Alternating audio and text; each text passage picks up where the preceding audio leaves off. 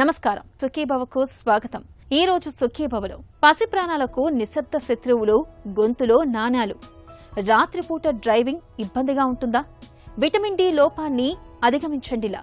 కండరాల నొప్పిని పంటి నొప్పిగా పొరబడుతున్నారా? ఇంకా హెల్త్ టిప్, చేతికి ఏది దొరికినా టక్కున నోట్లో పెట్టేసుకోవడం పిల్లలకు అలవాటే. ఈ అలవాటే ఒక్కోసారి వారికి ప్రాణాంతకంగా పరిణమిస్తూ ఉంటుంది. ఇంట్లో అజాగ్రత్తగా వదిలేసే నాణేలు, ఆడుకునే బొమ్మల్లోని బోల్టులు, చిన్న చిన్న విడిభాగాల్ని చిన్నారులు నోట్లో పెట్టుకోవడంతో పాటు ఒక్కోసారి వాటిని మింగేస్తూ ఉంటారు. ఇలాంటప్పుడు నాణేలు, బోల్టులు వంటివి పసిగొంతులో అడ్డంగా ఇరుక్కుపోయి పసి ప్రాణాల మీదకు తెస్తూ ఉంటాయి. ఇలాంటి విపత్కర పరిస్థితిలో వెంటనే ఏం చేయాలో, ప్రథమ చికిత్సగా ఎలాంటి చర్యలు తీసుకోవాలో ఇప్పుడు తెలుసుకుందాం.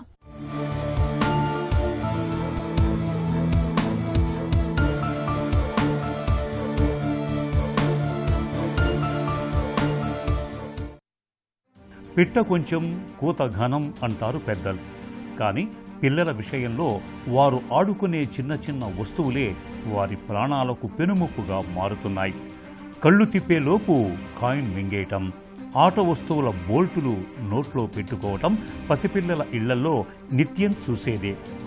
చెప్పా పెట్టకుండా వచ్చేదే ముప్పు అన్నట్లు తల్లిదండ్రులు ఒక్క క్షణం పక్కకు తిరిగే లోపే జరగరాని నష్టం జరిగిపోతుంది. పిల్లలకు సహజంగానే ప్రతి వస్తువును నోట్లో పెట్టుకుని అన్వేషించే తత్వం ఉంటుంది. ఇదే వారికి ముప్పుగా పరిణమిస్తోంది. నాణేలాంటి వాటిని మింగటం వల్ల ఆసుపత్రి పాలవుతున్న పిల్లల్లో 75% పైగా 3 ఏళ్లలోపు వారే ఉంటున్నారన్నది చేదు నిజం. పిల్లలు మింగే వస్తువులలో కాయిన్స్ మొదటి స్థానంలో ఉంటే, రిమోట్లలో ఉండే బటన్ బ్యాటరీలు 2వ స్థానంలో ఉంటున్నాయి. ఇవి కేవలం అడ్డుపడటమే కాదు, తడి తగలగానే 2 గంటల్లో కాస్టిక్ సోడా రసాయనాన్ని విడుదల చేసి లోపలి అవయవాలను కాల్చేస్తాయని చెబుతున్నారు డాక్టర్లు. ఈ టాడ్లర్స్లో ముఖ్యంగా 1 ఇయర్ ఆఫ్టర్ దట్ 1.5 ఇయర్ నుంచి 3 ఇయర్స్ వరకు చాలా కామన్గా చూస్తూ ఉంటాం, which is a life emergency sometimes. అది aspiration or injection of a foreign body. ఒకవేళ వాళ్ళు ఆ ఫారెన్ బాడీని, అంటే మనం మామూలుగా బయట చాలా ఫారెన్ బాడీస్ ఉంటాయి, మనం ఆస్పిరేట్ చేసి మనం విండ్ పైప్ ఏరియాలో కానీ వెళితే that is called aspiration into the respiratory system.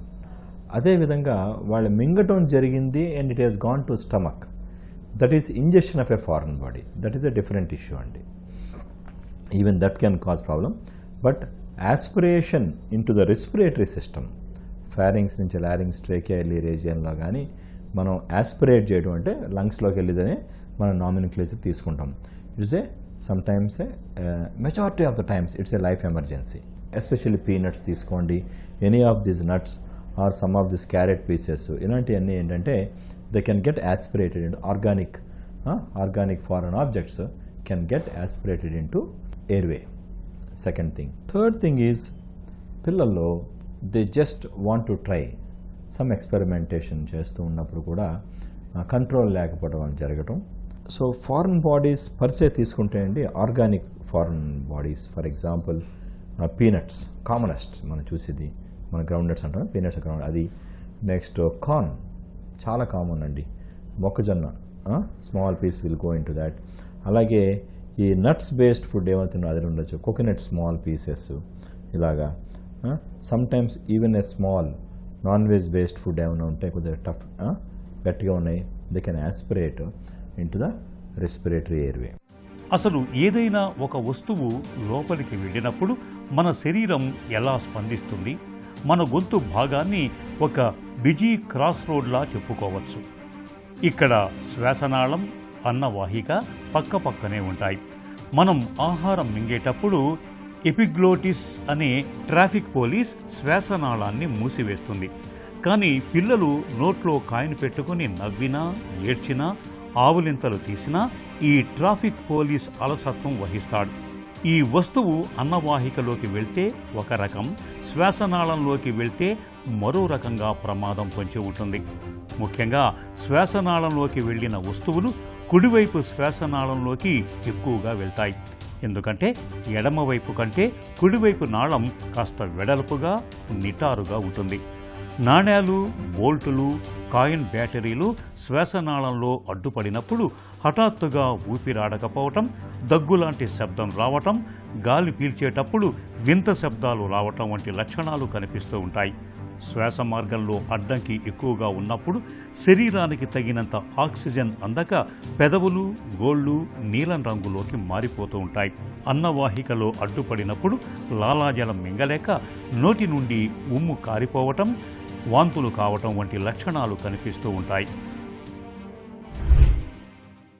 Any time anybody aspirates a foreign body, the first symptom ఏంటంటే దే గెట్ చోకింగ్ వస్తుంది వాడికి, because they are not able to breathe, because of the reflexes whatever it is.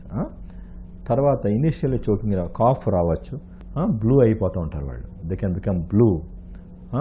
Because of hypoxia they become unconscious or they can throw a fit. అలా అని ప్రతిసారి foreign body aspirate అయినప్పుడు ఈ symptoms అన్నీ ఉండాలని లేదు. It depends upon the volume or the size of the foreign body. If it is small foreign body, చాలా చిన్నది, అన్నోయింగ్లీ వాళ్ళు యాస్పిరేట్ చేసి ఉండొచ్చు, ఏదో ఒకసారి దగ్గుతారు, after that they are fine, they can just go and లంగ్స్లో ఎక్కడికి వెళ్ళి కూర్చుంటుంది చిన్న ఫారెన్ బాడీ. ఎస్పెషల్లీ ఈ నట్స్, చిన్న పీసెస్ నట్స్ యాస్పిరేట్ అయినప్పుడు ఇది చూస్తూ ఉంటాం. అండ్ ఇటువంటి పిల్లలు అప్పుడేమి ప్రజెంట్ చేయరు, లేటర్ ఆన్ వాళ్ళు వచ్చి హాస్పిటల్కి ఎలా వస్తారంటే continuous coughs for weeks and months together, దగ్గుతానే ఉంటారు. సో చాలామంది ఇటువంటి పిల్లల్ని మేము మెడికల్ ఫెసిలిటీస్లోని ఆస్తమా ఉందని, లేదంటే నిమోనియా ఉందని, లేదంటే ఇతర డయాగ్నోసిస్ని ఎంటర్టైన్ చేస్తూ ఉంటాం.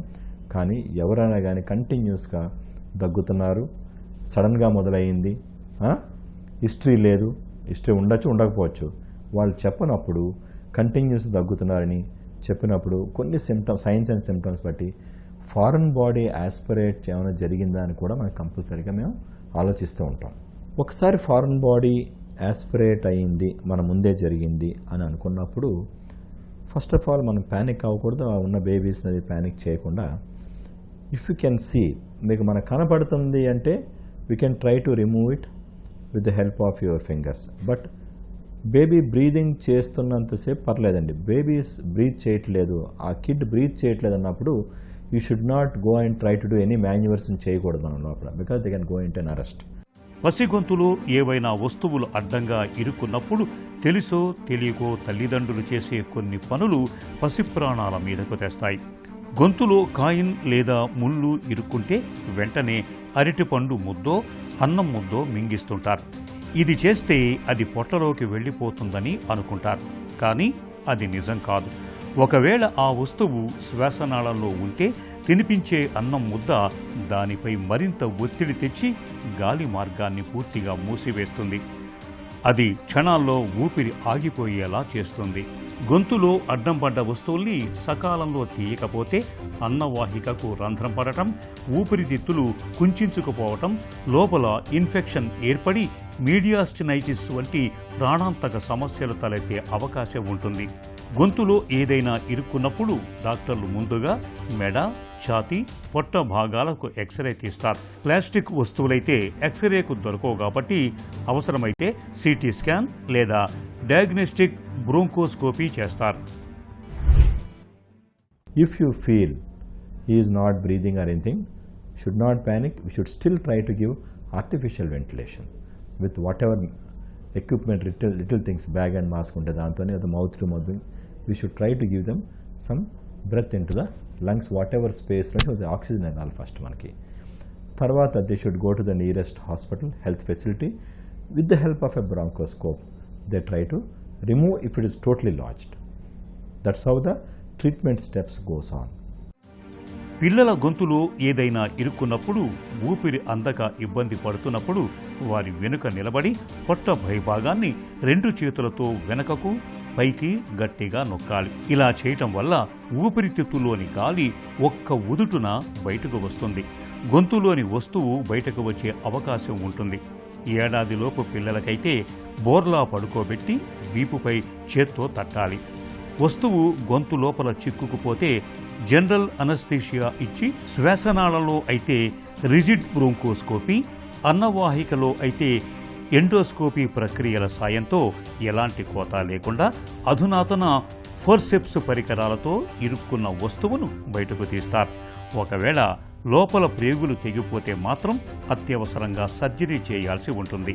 ఇక చిన్నపిల్లలు ఉన్న ఇళ్లలో నాణేలు, తాళాలు, చిన్న స్క్రూలు, బటన్ బ్యాటరీలను పిల్లల చేతికి అందనంత ఎత్తులో ఉంచాలి.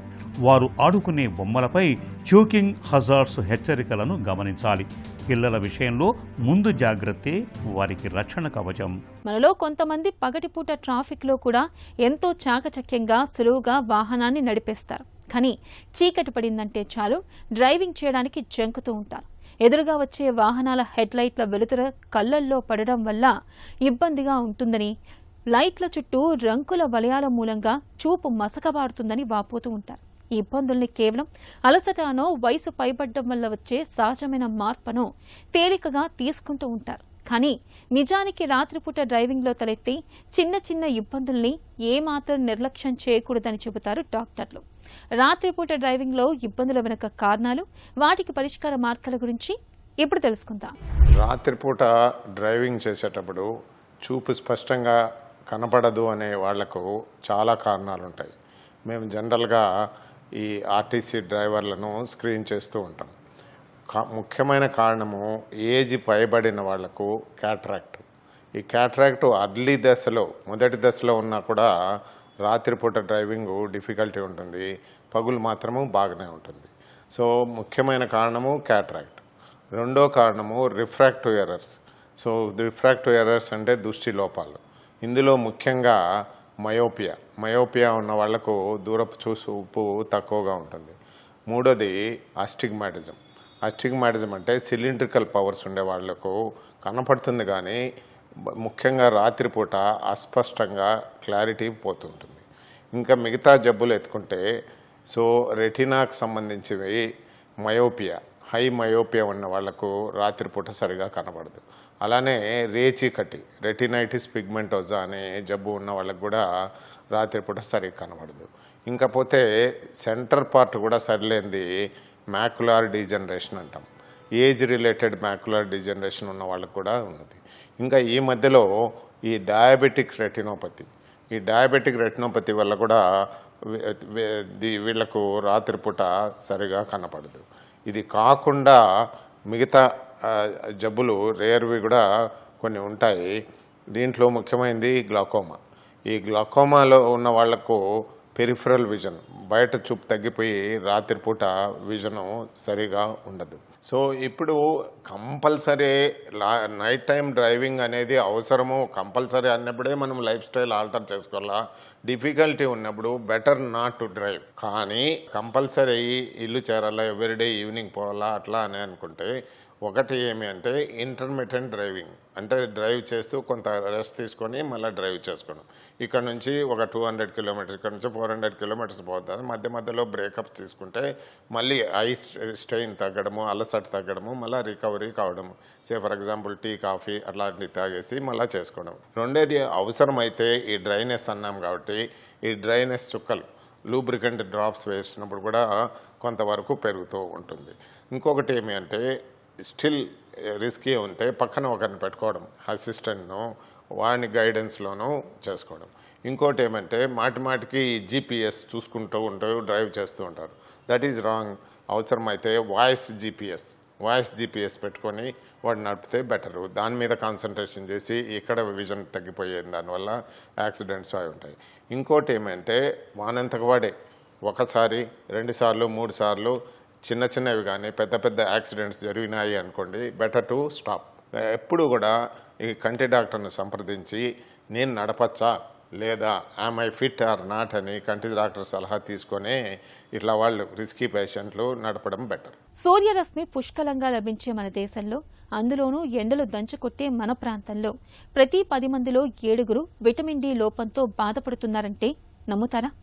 రోజంతా ఏసీ గదుల్లో గడపడం, ఎండపొడ తగలకుండా ఇంటి పట్టునే ఉండడం మూలంగా శరీరంలో విటమిన్ డి కొరత ఏర్పడుతుంది.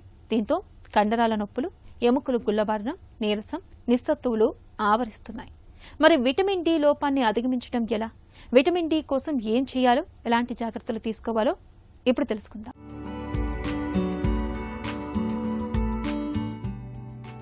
ఎండపొడి ఏమాత్రం తగలకుండా హాయిగా నీడపట్టున గడపడాన్ని మనలో చాలా మంది ఒక సౌకర్యంగా భావిస్తుంటారు. నిజానికి ఇది సౌకర్యం కాదు, మన శరీరానికి శాపం అంటారు డాక్టర్లు. ఎండ తగలకపోవడం వల్ల మన శరీరానికి విటమిన్ డి కొరత ఏర్పడుతుందని, ఫలితంగా నీరసం, నిస్సత్తువ, నిస్త్రాణ, ఒళ్ళు నొప్పుల వంటి సమస్యల తాకిడి పెరుగుతుంది. ఇప్పటికే మహిళల్లో 190 మందిలో విటమిన్ డి లోపం ఉంటోందని అధ్యయనాలు సైతం చెబుతున్నాయి. మిగతా విటమిన్లలాగే మన శరీరానికి విటమిన్ డి కూడా చాలా అవసరం. చాలినంత విటమిన్ డి అందడానికి ఆహారపరమైన జాగ్రత్తలు తీసుకోవాలి. పాలు, పెరుగులో విటమిన్ డి అధికంగా ఉంటుంది. రోజుకు 1 గ్లాసు వెన్నతో కూడిన పాలు తాగడం వల్ల రోజులో కావాల్సిన మొత్తంలో 20% దాకా ఈ విటమిన్ను శరీరానికి అందించవచ్చు. పెరుగులో కూడా ప్రోటీన్లతో పాటు డి విటమిన్ ఎక్కువగా ఉంటుంది. పుట్టగొడుగుల్లోనూ విటమిన్ డి దండిగా ఉంటుంది. దీంతో పాటు B1, B2, B5, కాపర్ వంటి పోషకాలు కూడా పుట్టగొడుగుల్లో అధికంగా ఉంటాయి. కమలాఫలంలో విటమిన్ సి, డిలు పుష్కలంగా ఉంటాయి. ఇవి శరీరంలో ఇమ్యూనిటీని పెంచడానికి దోహదం చేస్తాయి. కాబట్టి ఉదయాన్నే ఓ గ్లాసు కమలాఫలం జ్యూస్ని అల్పాహారంగా తీసుకుంటే రోజంతా ఉత్సాహంగా ఉండొచ్చు.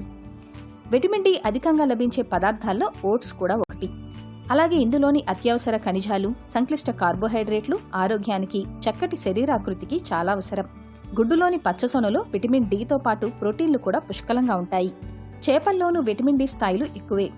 అలాగే ఇందులో ఉండే కాల్షియం, ప్రోటీన్లు, ఫాస్ఫరస్ వంటి పోషకాలు సంపూర్ణ ఆరోగ్యానికి సహకరిస్తాయి. ఇక రోజు కాసేపు ఉదయపు నీరెండలో నిలబడితే సూర్యరశ్మి నుంచి మన శరీరానికి అధిక మొత్తంలో విటమిన్ డి అందుతుంది. పంటి నొప్పి వస్తే అసలు తట్టుకోలేం. అయితే ఎప్పుడైనా విపరీతమైన పంటి నొప్పితో డెంటిస్ట్ దగ్గరికి వెళ్ళినప్పుడు అసలు మీ పళ్ళకి ఎలాంటి సమస్య లేదని డాక్టర్ చెబితే ఆశ్చర్యపోవడం మన వంతు అవుతుంది.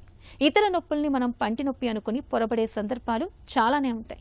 మన దవడ, మెడ కండరాల్లో తలెత్తే నొప్పులు చాలా సందర్భాల్లో పంటి నొప్పిగా అనిపిస్తూ ఉంటాయి. కండరాల్లో వచ్చే నొప్పి వల్ల దంతాల్లో తీవ్రమైన నొప్పి పుడుతుంది. మరి పంటి నొప్పికి, కండరాల నొప్పికి తేడాను తెలుసుకోవడం ఎలా? ఆసక్తికరమైన ఈ విషయం గురించి డాక్టర్ని అడిగి ఇప్పుడు తెలుసుకుందాం.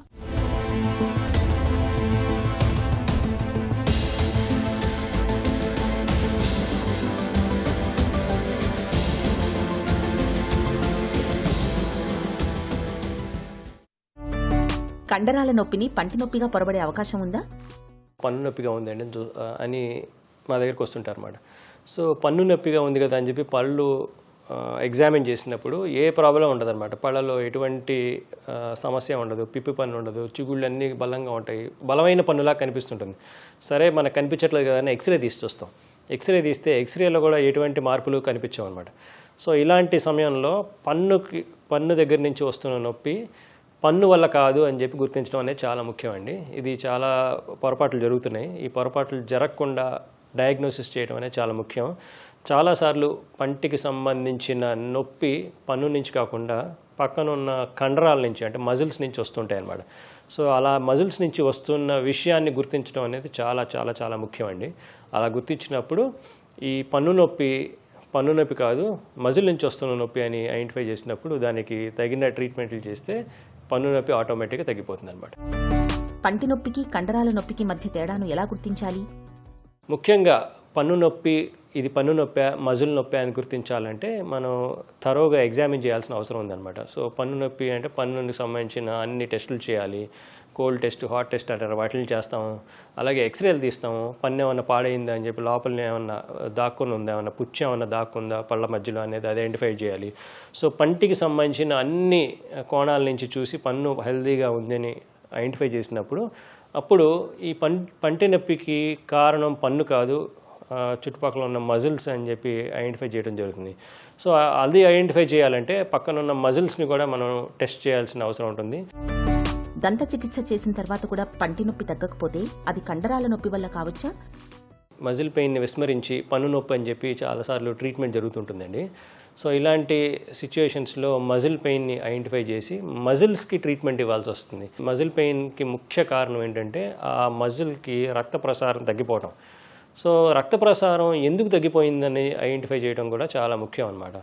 చాలాసార్లు చాలామందికి, మన సొసైటీలో చాలామందికి, ముఖ్యంగా మహిళలకి ఎనీమియా ఉంటుంది.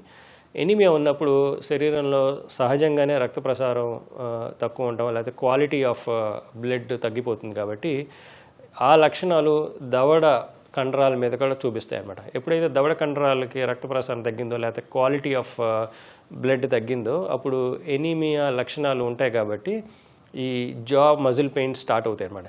ఈ జా మజిల్ పెయిన్స్ ఎప్పుడైతే స్టార్ట్ అయినాయో ఈ జా మజిల్ పెయిన్ అక్కడ ఉండకుండా పక్కన ఉన్న పళ్ళల్లోకి చూపిస్తూ ఉంటుందన్నమాట. సో ఇది ఐడెంటిఫై చేయడం అనేది చాలా చాలా చాలా ముఖ్యమండి. ఒక్క మజిలే కాదండి, చాలా చాలా కారణాలు కూడా ఉంటాయి, కానీ ప్రధాన కారణం మజిల్ అన్నమాట. కండరాల నొప్పిని గుర్తించకుండా రూట్ కెనాల్ చికిత్స చేయించుకుంటే ఎలాంటి ప్రమాదాలు ఉంటాయి? మజిల్ పెయిన్ని ట్రీట్ చేయకుండా పన్నుని ఎంత ట్రీట్ చేసినా, అంటే రూట్ కెనాల్ ట్రీట్మెంట్ లాగా లేదా పళ్ళు తీసేయడం లాంటివి చాలాసార్లు జరుగుతుంటాయి అన్నమాట చాలా సందర్భాల్లో. అలా జరిగినప్పుడు సపోజ్ రూట్ కెనాల్ ట్రీట్మెంట్ చేసినా పన్ను నొప్పి తగ్గదు, పన్ను తీసేసినా కానీ పన్ను నొప్పి తగ్గదు. సో ఆ ఏరియా నుంచి మళ్ళీ నొప్పి వస్తూనే ఉంటుంది. సో దీనికి కారణం పన్ను కాదు మజిల్ అని ఐడెంటిఫై చేయడం అనేది చాలా ముఖ్యమండి. ముఖ్యంగా పన్నుకు సంబంధించిన ఏ ట్రీట్మెంట్ చేసినా కానీ డయాగ్నోసిస్ ప్రాపర్గా ఎస్టాబ్లిష్ చేయడం అనేది అవసరం.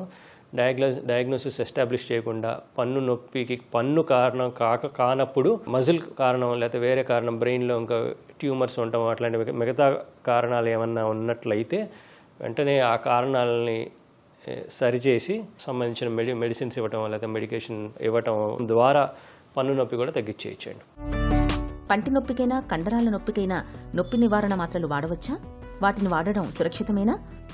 సో చాలామంది నొప్పి వచ్చినప్పుడు పెయిన్ కిల్లర్స్ తీసుకోవడం అనేది అలవాటు అండి, చాలామందికి ఉన్న అలవాటు అది. సో పెయిన్ కిల్లర్స్ తీసుకున్నప్పుడు కొన్నిసార్లు నొప్పి తగ్గుతుంది, కొన్నిసార్లు నొప్పి తగ్గదు. సో నొప్పి తగ్గనప్పుడు మనం అనుకోవాల్సింది ఏంటంటే ఇన్ఫ్లమేటరీ ప్రాసెస్ ఏమీ లేదు అక్కడ. పెయిన్ కిల్లర్ ఏంటంటే ఇన్ఫ్లమేషన్ ఉన్నప్పుడు పెయిన్ కిల్లర్ బాగా పనిచేస్తుంది. సో పెయిన్ కిల్లర్తో నొప్పి తగ్గట్లేదు అంటే అసలు ఇన్ఫ్లమేషన్ అనేదే లేదు అని చెప్పి గుర్తించడం అవసరం అండి. సో పెయిన్ కిల్లర్స్తో ఎప్పుడైతే నొప్పి తగ్గట్లేదో అప్పుడు మనం నెక్స్ట్ లెవెల్ ఇన్వెస్టిగేషన్స్ చేయడం అవసరం అండి. చాలాసార్లు ట్రైజెమినల్ న్యూరాలజీ అనే ఒక సమస్యతో చాలామంది బాధపడుతుంటారు. సో దానికి కారణం ఏంటంటే బ్రెయిన్లో పాన్స్ అనే ఒక రీజియన్లో మన ట్రైజెమినల్ నర్వ్ అన్నట్టు ఉంటుందండి. ఆ ట్రైజెమినల్ నర్వ్ మీద పక్కనున్న ఈ రక్తనాళాలు ఏవైతే ఇంపింజ్ చేస్తాయో అప్పుడు దాన్ని న్యూరోవాస్కులర్ కాన్ఫ్లిక్ట్ అంటారు.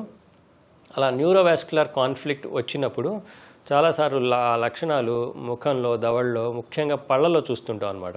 ముఖ్యంగా ఈ ట్రైజెమినల్ న్యూరాలజీ ఉన్న వాళ్ళకి ఎన్ని పెయిన్ కిల్లర్స్ వేసినా పన్ను నొప్పి తగ్గదు. అలాగే రూట్ కెనాల్ ట్రీట్మెంట్ చేస్తుంటారు, నొప్పి తగ్గదు. పన్ను తీసేస్తారు అయినా నొప్పి తగ్గదు. సో ఫైనల్గా ఇది పన్ను నుంచి వచ్చే నొప్పి కాదు, బ్రెయిన్లో నుంచి వచ్చే నొప్పి అని ఐడెంటిఫై చేసినప్పుడు దానికి సంబంధించిన సర్జికల్ ట్రీట్మెంటో లేకపోతే మెడికల్ ట్రీట్మెంటో చేసినప్పుడు మాత్రమే ఈ పన్ను నొప్పి నుంచి ఉపశమనం లభిస్తుంది అన్నమాట. పంటి నొప్పి అనగానే వెంటనే కంగారు పడిపోకూడదు, వెంటనే రూట్ కెనాల్ వంటి చికిత్సల్ని తీసుకోకూడదు. ముందుగా అది పంటి నొప్పా కండరాల నొప్పా అన్నది డాక్టర్ని అడిగి నిర్ధారించుకోవాలి. ఆ తర్వాతే చికిత్సలకు సిద్ధమవ్వాలి. ఒక చిన్న చిట్కా మీకోసం. ఫ్యాటీ లివర్ సమస్యతో బాధపడుతున్నప్పుడు అర చెంచాడు చొప్పున పసుపు ఉసిరిపొడిని తీసుకుని ఒక గ్లాసు గోరువెచ్చని నీటితో కలిపి ఉదయాన్నే పరగడుపున తాగడాన్ని అలవాటు చేసుకోండి. పసుపు ఉసిరి రెండు కాలేయంలోని విషతుల్యాల్ని తొలగించడంలో బాగా తోడ్పడతాయి. అంతేకాదు కాలేయ కణాలను శుద్ధి చేసి జీవక్రియల వేగాన్ని కూడా పెంచుతాయి.